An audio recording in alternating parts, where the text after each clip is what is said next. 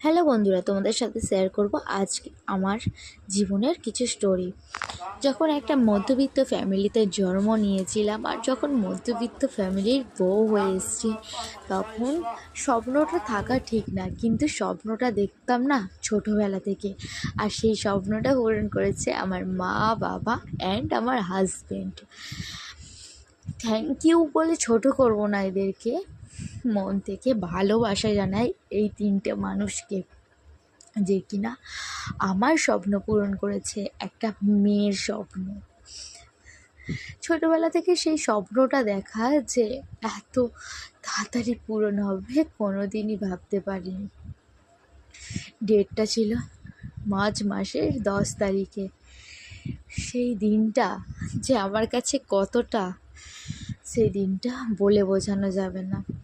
আমার স্বপ্নের একটা ছোট্ট দোকান হয়েছে সেই ডেটটাই। প্রথমে দোকানটা পূজা হলো, তারপরে সেই দিনকেই আমি সাজানো শুরু করেছিলাম। দেখো, এক সাইডে ছিল চকলেট আর এক সাইডে ছিল ব্লাউজ। স্বপ্নের দোকান আমার। ছোটোবেলা থেকে স্বপ্ন দেখতাম নিজের পায়ে দাঁড়াবো। আজ ওই ডেটটাই আমার স্বপ্নটা পূরণ করেছে ওই তিনটে মানুষ।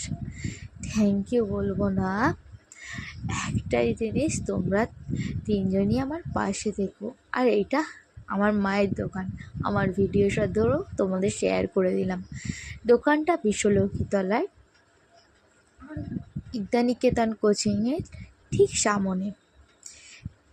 বিশ্বলক্ষ্মীতলায় এলে প্লিজ সবাই একটু এসো আমার দোকানে। ছোট দোকানটা, সবাই পায়ের ধুলো দিয়ে যেও।